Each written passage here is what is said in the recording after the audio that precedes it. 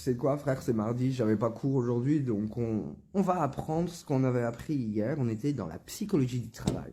Et aujourd'hui, on va apprendre la notion d'utilisabilité.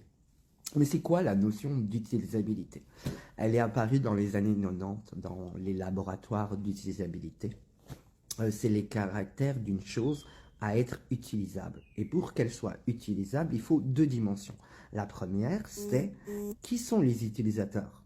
Et la deuxième, c'est quel est leur but, si c'est facile ou difficile à utiliser. On a un exemple, c'est l'ISOS. Ils produisent des règles qui définissent l'ergonomie de différentes choses. On avait vu l'ergonomie hier, donc c'est l'organisation optimale au travail. Et l'ISOS, c'est vraiment pour objectiver les standards. Donc voilà, j'espère que tu as passé une bonne journée. On se dit à demain. Je t'embrasse.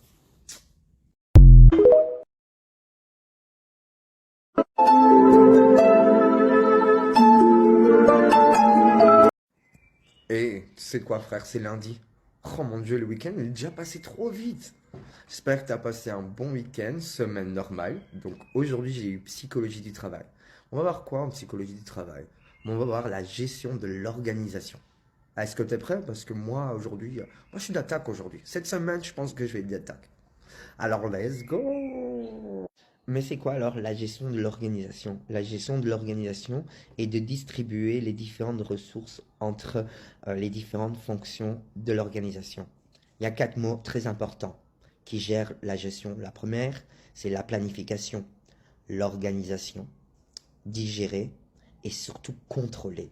Parce que contrôler, c'est analyser un état de système dont le critère est indépendant du système. Parce que contrôler, c'est cela. Et si je veux changer contrôler en évaluer, c'est plus un critère qui est indépendant du système, mais un critère qu'on va créer au sein même de ce système. Un autre élément important de l'organisation est la finalité. Je détaillerai plus cette vidéo-là demain parce que j'ai la suite. J'espère que tu as passé une bonne journée. Je t'embrasse fort, on a un peu de soleil comme ça fait plaisir. Je t'embrasse. Confetti.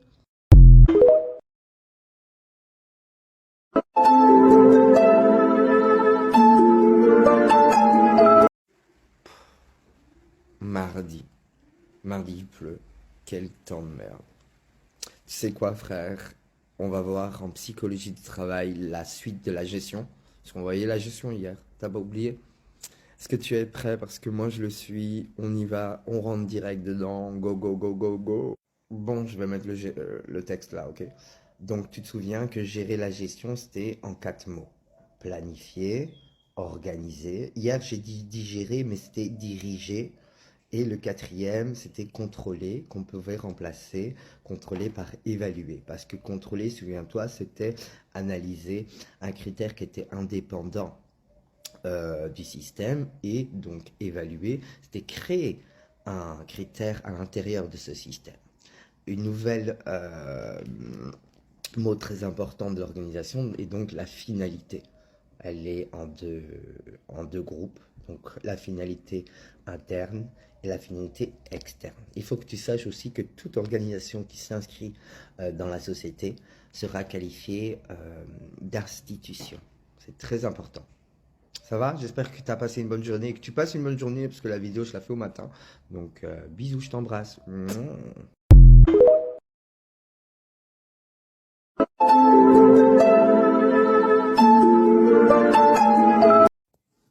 Et tu sais quoi, frère? C'est lundi. Nouvelle semaine, la dernière semaine avant les vacances de Pâques. Confetti comme ta joie. Et on est lundi. J'espère que tu as passé une bonne journée. Psychologie du travail. On avait terminé la gestion ensemble. On va voir un nouveau chapitre en deux ou trois vidéos. Je ne sais pas encore combien de vidéos je vais prendre pour ça. Mais on va voir le pouvoir. Est-ce que tu es prêt? Parce que moi, je le suis. Je sais pas si tu as vu, mais j'ai fait mes cheveux bleus. Heureusement qu'elle filtre, hein, parce que je suis fatigué, mais... Alors, mes cheveux, sexy ou pas? Ouais, sexy. Est-ce que tu es prêt pour le pouvoir? Alors, let's go. Donc, toujours au-dessus, hein. Donc, le pouvoir est l'énergie qui fait vivre le système dans l'organisation. Je vais te définir trois termes, mais avant que je te définis les trois termes-là, je vais te parler d'émetteur et de récepteur. L'émetteur, c'est celui qui va donner l'action. Le récepteur, c'est celui qui va avoir l'action. T'as capé? Premier mot, c'est la domination. Dans la domination, l'émetteur et les récepteurs sont conscients de la situation, mais le récepteur ne peut pas quitter la situation de domination. Le deuxième mot, c'est l'emprise. Dans l'emprise, l'émetteur est conscient de la situation, mais le récepteur n'est pas conscient qu'il est dans une emprise. Et le troisième mot, c'est la manipulation. Là, l'émetteur est conscient de la situation, mais le récepteur ne peut, oui, ou ne peut pas être conscient qu'il est manipulé.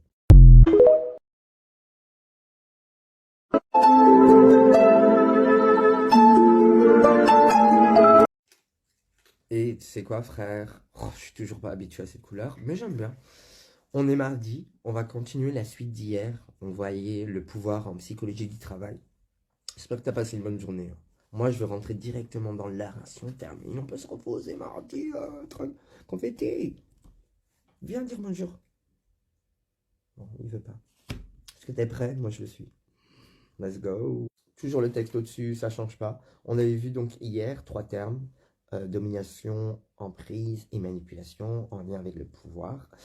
Souviens-toi, émetteur, récepteur, et puis la conscience. Tout est une question de conscience.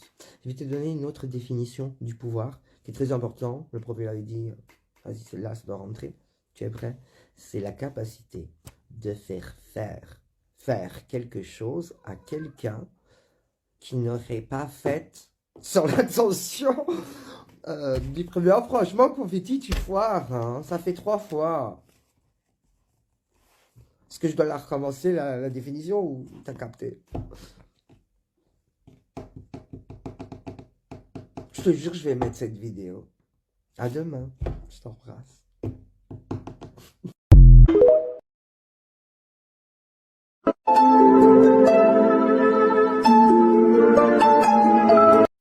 Et tu sais quoi, frère, c'est fini les vacances. J'espère que tu as passé un bon week-end et que tu es d'attaque pour la rentrée.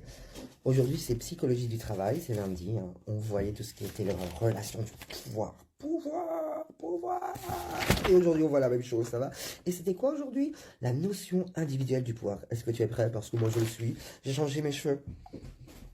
Alors, est-ce que tu es prêt? On y va direct, frère. Pourquoi j'ai fait ça?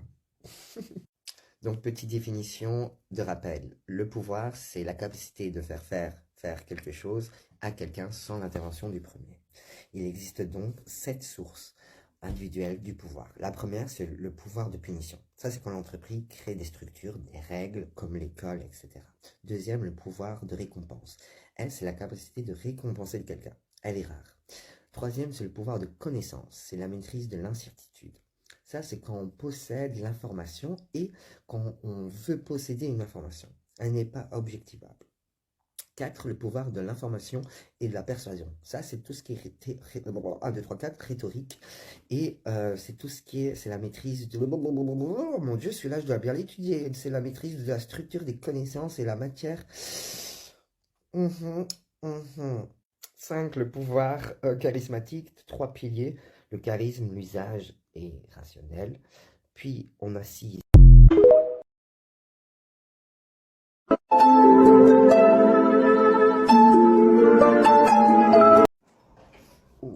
Et tu sais quoi, frère? On était sur l'organisation du pouvoir en 3 étapes. Hier, on voyait l'individuel pouvoir. Aujourd'hui, on voit relation pouvoir. Et demain, on voit système pouvoir.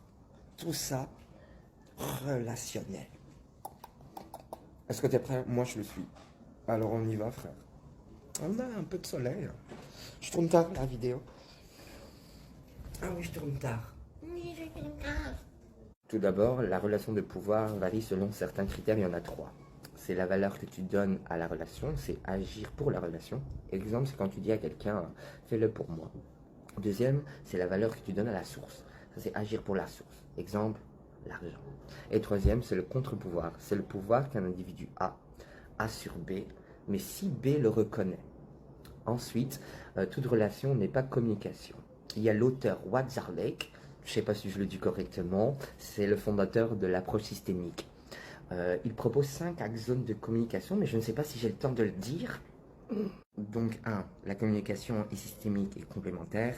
2, il n'y a pas de communication. 3, la communication a 2 aspects, relation et le contenu.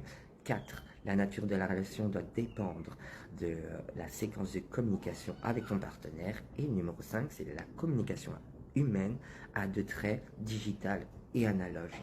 Ok? Demain, on verra la suite.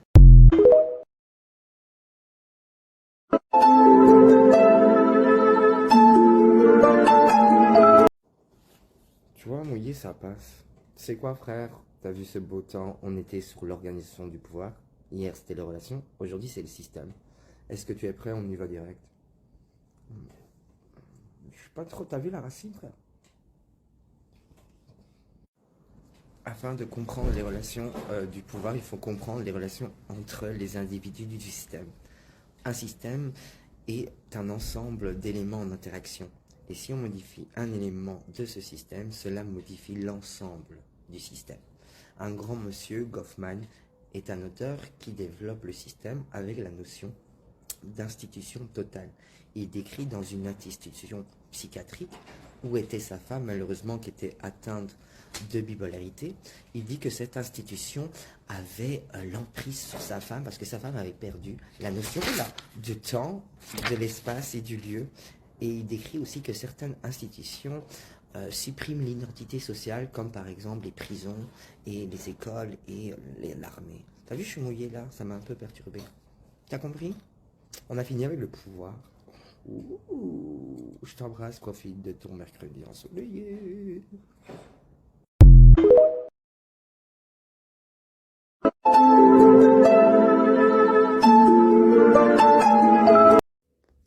Et tu sais quoi, frère, c'est lundi, c'est psychologie du travail. Et aujourd'hui, on va voir la notion de groupe. Ça tombe bien parce que ce week-end, j'ai un week-end de folie avec mon groupe.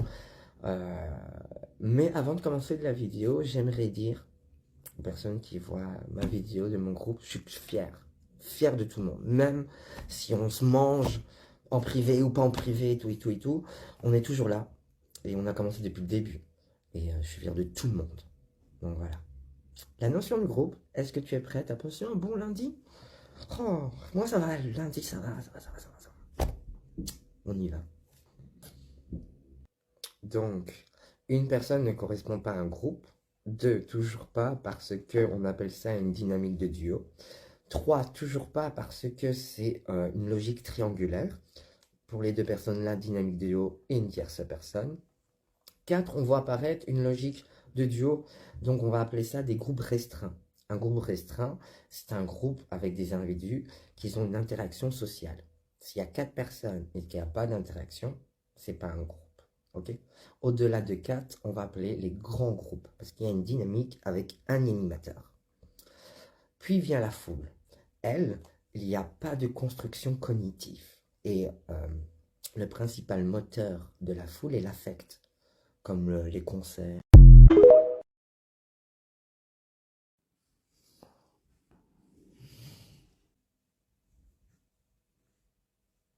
Et c'est quoi, frère? C'est le 1er mai. Bonne fête du travail. J'espère que tu as passé un bon week-end. Cette semaine, ce mois-ci, ça va être révision. Donc, je vais faire des vidéos récapitulatives de tout ce qu'on a vu depuis le début. Et ouais, c'est bientôt à la fin. Puis on verra comment ça se passe les examens. Est-ce que tu es prêt? Aujourd'hui, c'est psychologie du travail. Je vais faire une petite vidéo courte qui va un petit peu expliquer ce qu'on a vu et ainsi ça va. T'as compris? Let's go. Tout d'abord, je me souviens qu'on avait commencé à faire l'évolution du travail. Je sais pas si tu te souviens. Puis on avait vu l'ergonomie. Qu'est-ce que c'est l'ergonomie? Laisse-moi un commentaire si tu sais c'est quoi l'ergonomie. Puis on avait vu la notion d'utilisabilité. C'est le caractère d'une chose à être utilisable, souviens-toi. C'était un long chapitre. Celui-là aussi. On avait vu quoi d'autre? Ah oui, on avait vu l'organisation. Avec CQ qui proposait 3 mots. Souviens-toi, l'extrant, l'intrant et quoi? Le procédé. À revoir aussi. On avait vu aussi l'organisation toute simple. Avec planifier, organiser, diriger, que j'arrivais pas à dire, je me souviens dans une vidéo, et contrôler. On a vu ensuite 3-4 vidéos.